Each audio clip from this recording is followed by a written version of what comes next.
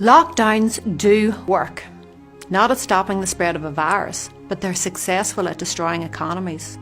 This virus is statistically as devastating to the population as a bad flu. So why have the governments implemented and held such a disproportionate response, destroying their economies and pretending that it doesn't matter? It's because COVID is the scapegoat and an excuse or an opportunity to bring about their Great Reset. QE started in 2008, following the banking crisis caused by misuse of the lending markets, and the economy has been on life support ever since. In September 2019, a month before Bill Gates' Event 201, the overnight money market seized. The Federal Reserve had to step in, printing $50 to $100 million per night to try and fix it, but there was no fixing it. Since COVID, they have expanded the money supply by between 20 to 25% under the guise of COVID relief, rather than what is another banking crisis. History tells us this money printing ends with the collapse of the currency and the economy it is attached to. Since 1971, when the dollar as the reserve currency came off the gold standard, all currencies have been fiat. They are backed by nothing and dependent on faith. Only 3% of the money supply is physical notes and coins. The other 97% is debt-based. Debt brings money into existence. You borrow 100,000 and the banks are allowed to create that money from the ether and loan it to you with interest. In the reverse case, it's important that you know that when you deposit money into a bank, it no longer belongs to you. The banks can legally invest 90% of it and they provide you with interest for this. In 2008 we saw bank bailouts, but as of 2014, Ireland and the UK have agreed to bank bail-ins instead, meaning they can legally take your money in a crisis. This is what happened in Cyprus in 2013. The government claims to guarantee a certain amount of deposits, but only hold less than 0.5%, so good luck getting your money back. So the credit markets are under stress. What is the best pressure release valve for the credit markets? To hold back a collapse. It's a weaker economy.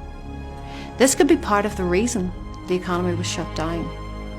The difficulty they now face in opening back up is when you combine an increase in money supply with an increase in velocity, you're inviting inflation.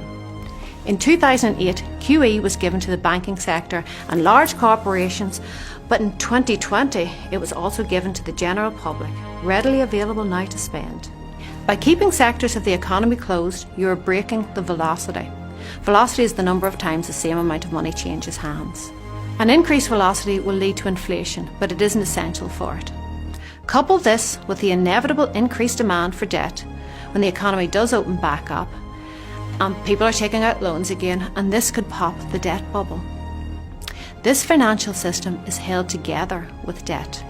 When you buy a loaf of bread, there could be 10 different transactions of credit to get it to your door between manufacturers, suppliers and distributors. Mathematically, credit is doomed to break, and this will seize the entire economy. This is why the banks were considered too big to fail. If credit isn't functioning, then products won't be created. When the credit market fails, so does the entire economy. So what do they do? Inflation is inevitable. More money is chasing the same amount of goods and services. That's just how money works.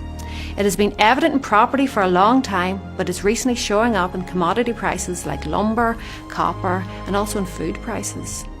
Inflation initially raises asset prices and then filters down into living costs.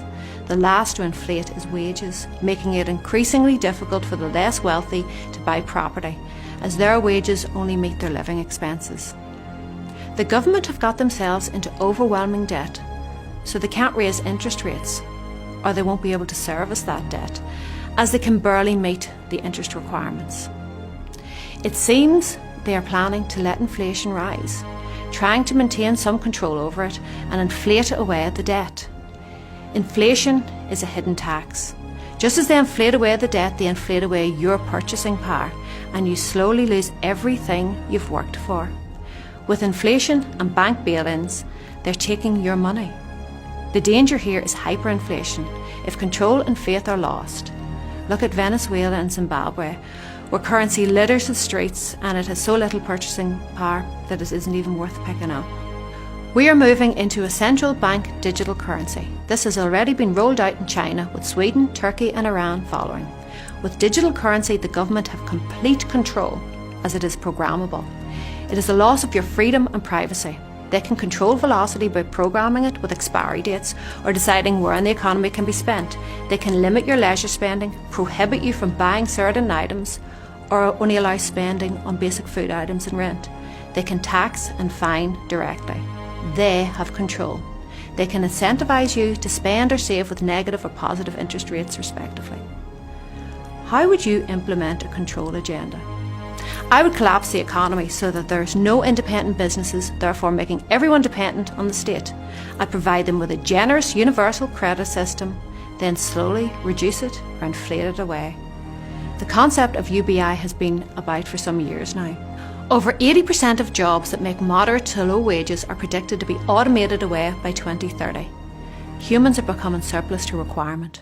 In the fourth industrial revolution, according to the World Economic Forum, our bodies will be so high-tech we won't be able to distinguish between what's natural and what's artificial.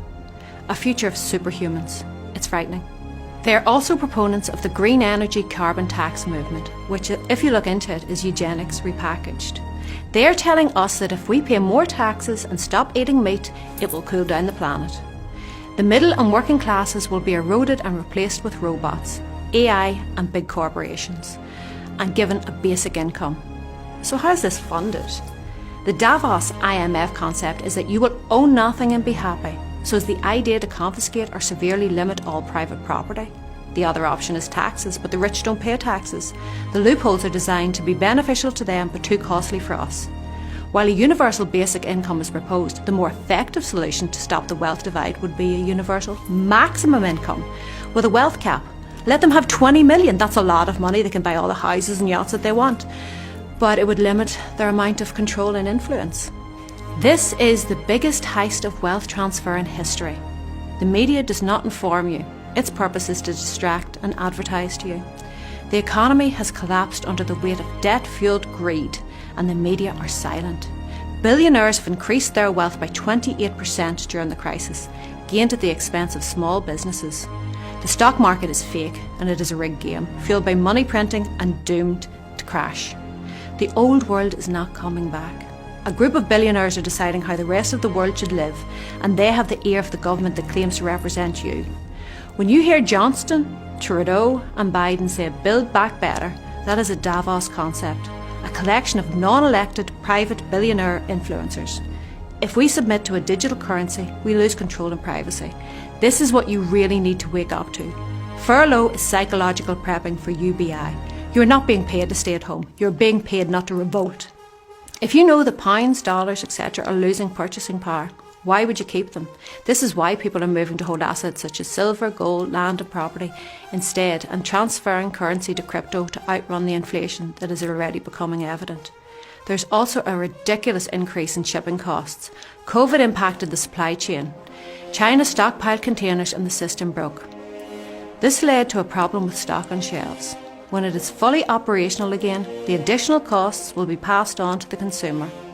It would be wise to buy supplies to combat any shortages while the system resets. Better looking at them than looking for them. Hold gold, silver, crypto to maintain a degree of autonomy from the upcoming digital system. I am not a financial advisor. I would advise you to do your own research and find what works for you. The problem is our fiat currency is failing. Thousands have preceded it and they've all failed due to debasement of the currency. We have to be aware of this so we can prepare and work to fight against the oncoming erosion of our freedom and of our privacy.